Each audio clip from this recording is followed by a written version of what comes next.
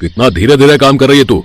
शाम तक अगर सारा काम खत्म नहीं हुआ तो तुझे इस गांव से बेदखल कर दूंगा। प्रधान जी, मैं तुम्हारी माँ की उम्र की हूँ, कम से कम मेरी उम्र का लिहाज तो करो। तू ऐसे नहीं मानेगी।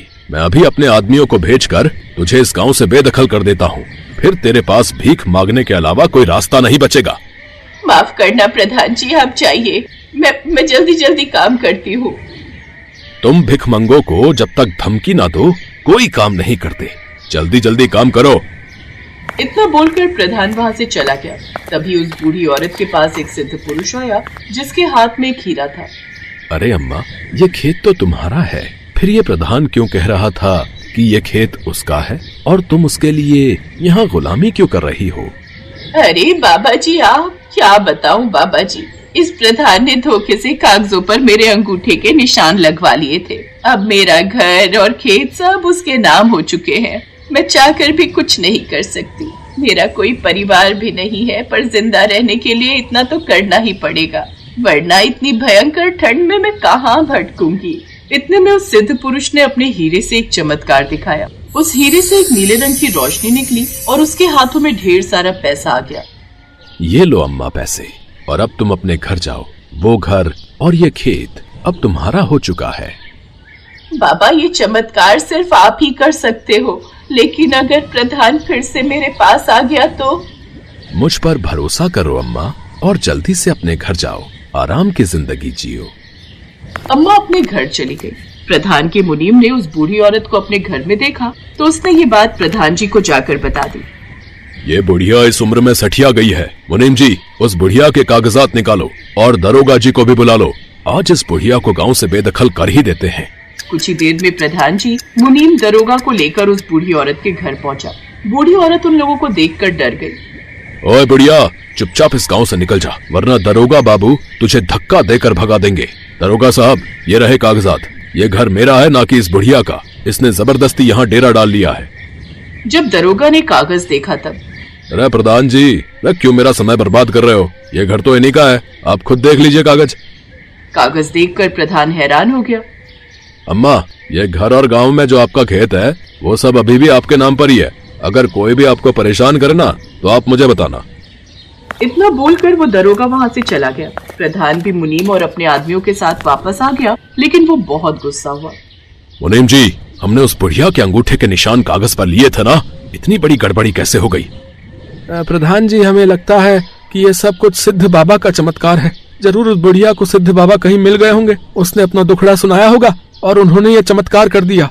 क्या? इसका मतलब वो सिद्ध बाबा इस गांव में फिर से लौट आया है। उसका चमत्कार उसके हीरे में है। किसी तरह उसका हीरा चुरा लो, वरना गांव में जितने भी लोगों की जमीनें हमने अपने नाम कराई हैं वो सब हमारे हाथ से चली जाएंगी। एक बार हमें वो हीरा मिल गया ना तो हम इस गांव के साथ साथ आसपास के गांव की जमीन भी अपने नाम कर लेंगे और ढेर सारा पैसा भी इकट्ठा कर लेंगे चमत्कार से। अब वो सिद्ध बाबा उसी गांव में एक आश्रम बनाकर रहने लगे थे। अरे अब इस गांव में कोई दुखी नहीं रहेगा। बाबा यात्रा से लौट आए हैं। गांव वालों, बाबा यात्रा से लौट आए हैं। प्रधान का मुनीम भी वहीं से गुजर रहा था, उसने भी ये सब देख लिया। इतने ढेर सारे पैसे, खाने का सामान और कपड़े, जरूर उस बाबा का ही चमत्कार है। आज रात उसका चमत्कारी हीरा मुझे चुराना ही होगा, वरना प्रधान जी का तो रुतबा ही नहीं रहेगा इस गांव में। रात में बहुत घना कोहरा छा गया। सब अपने अपने घरों में दुबक कर सो गए। सिद्ध बाबा भी अपने आश्रम में ध्यान में मगन थे। तभी वहाँ पर मुनीम आया। उसने देखा उनके बगल में ही हीरा चमक रहा था। लगता है बाबा गहरे ध्यान में है। सही मौका है, ये हीरा पार कर ही देता हूँ।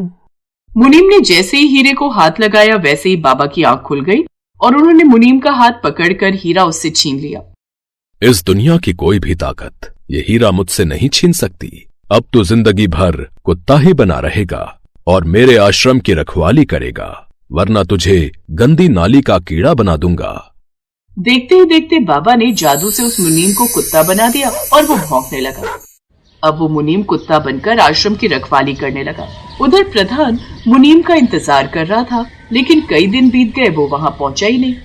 ये मुनीम पता नहीं कहाँ चला गया। कहीं उसे लालच तो नहीं आ गया। मुझे लगता है उस मुनीम के बच्चे ने हीरा चुरा लिया होगा और कहीं बाहर निकल गया होगा इस गांव से। अब मुझे ही कुछ करना होगा। अगले दिन प्रधान अपने सभी आदमियों को लेकर सिद्ध बाबा के आश्रम जा पहुंचा। प्रधान के आदमी बाबा के आश्रम के ऊपर ईंट पत्थर फेंक फेंक कर मारने लगे।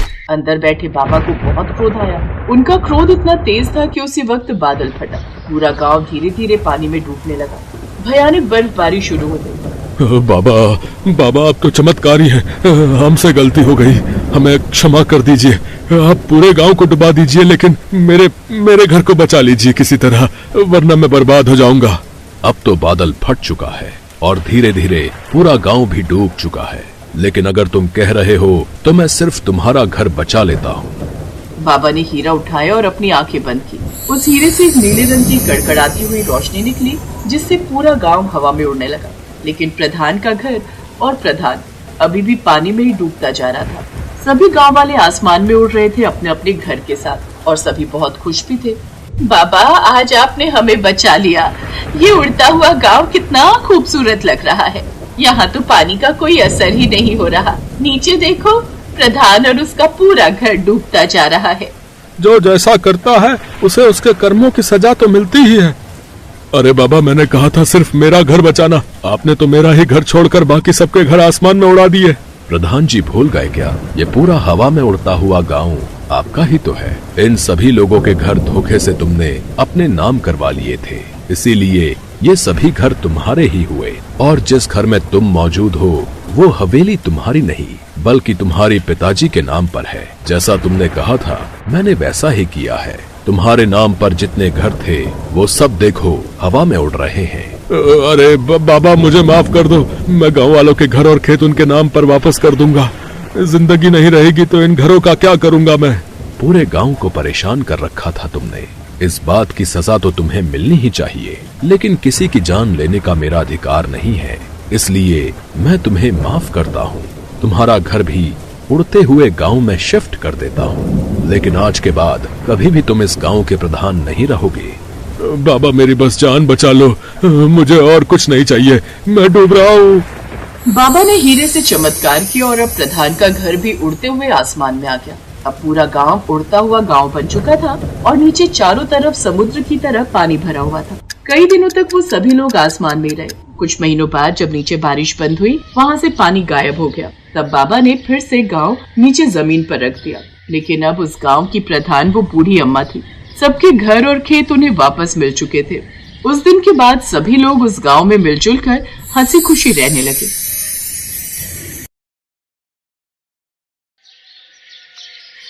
मोहन और मोहित दो भाई हैं।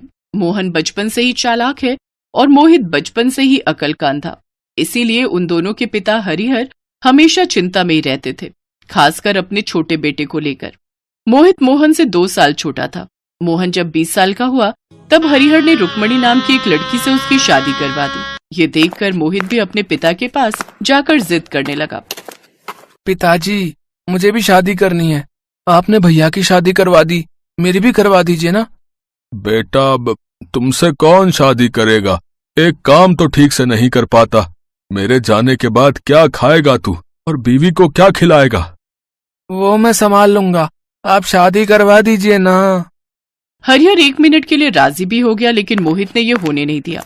उसने कहा, पिताजी, आपके बाद इस अकल के अंधे को मुझे ही संभालना होगा। इसे खिलाने पिलाने में मेरे पैसे खर्च होंगे, लेकिन मैं इसकी बीवी को नहीं पाल सकता। लंगर नहीं खोल रखा है मैंने। हे भगवान, मैं क्या करूं? अपने छोटे बेटे को मरने के लिए छोड़ दूं क्या?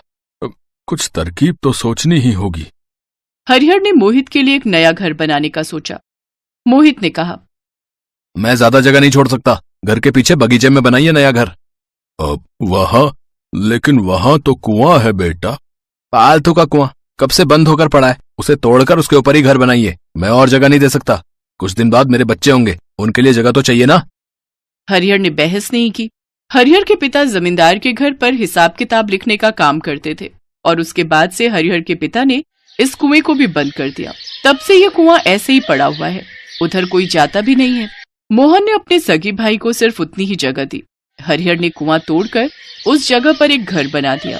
वो घर कम और झोपड़ी ज्यादा थी। उस झोपड़ी में हरिहर मोहित को लेकर रहने लगा। रुक्मणी ने एक वक्त का खाना देना भी बंद कर दिया। हरिहर ने बड़े दुख के साथ मोहित से कहा, अब मोहित बेटा, मुझे लगता है बहुत जल्दी मेरा बुलावा आ जाएगा। तुझे अकेले ही रहना होगा। नहीं पिताजी, ऐसा मत बोलिए ना। आपके बिना मैं कैसे जिंदा रहूंगा। कैसे भी करके रहना पड़ेगा बेटा। मोहन से मेरा भरोसा उठ गया है। अब सब कुछ भगवान भरोसे है।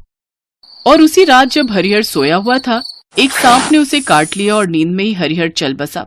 सुबह मोहित ने ये देखा और रोने लगा। पिताजी, ये क्या हो गया? घर के अंदर सांप कहाँ से घुस आया? पिताजी नहीं। हरिहर का अंतिम संस्कार किया गया।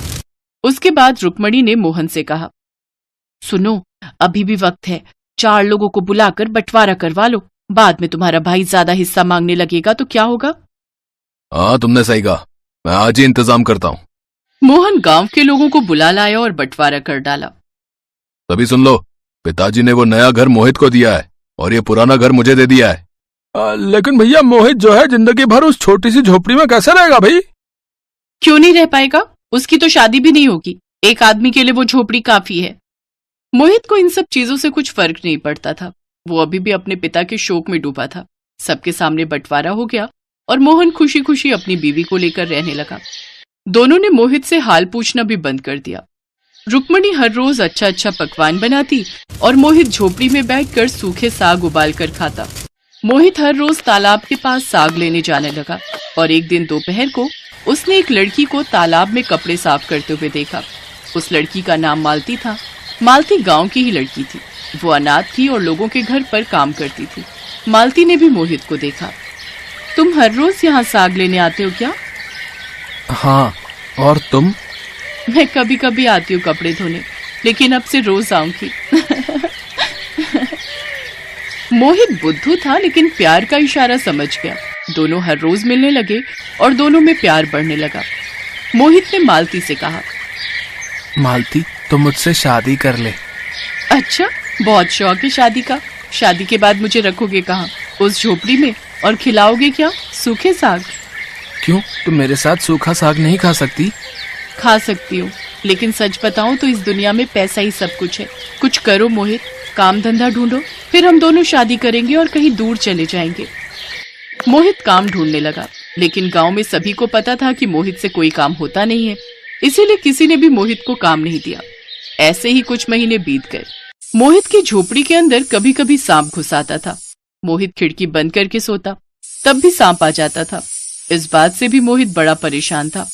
ये सांप कहाँ से आ रहा है?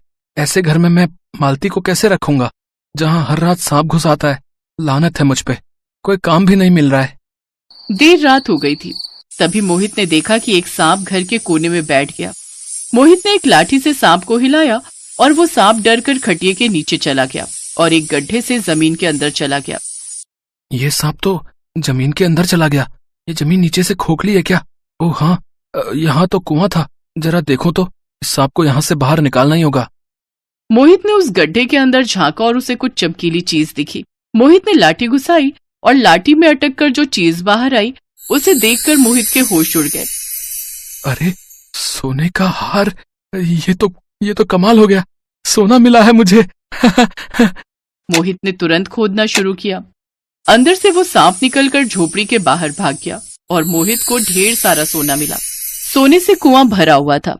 वो सोना मोहित के हाथ में आ गया।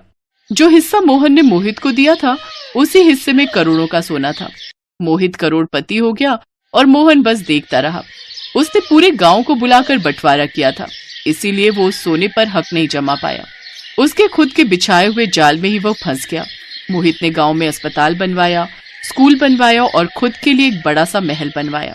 और फिर उसने मालती से शादी की। गांव में मोहित हीरो बन गया और मोहन पर सब लोग थूकने लगे। इसी तरह मालती और बुद्धू मोहित खुशी खुशी जीवन बिताने लगे। हेलो दोस्तों, कैसे हैं आप सब? हमारी कहानियाँ देखने के लिए हमारे चैनल को सब्सक्राइब कीजिए और हाँ, बेल आइकॉन पर क्लिक करना मत भूलिएगा।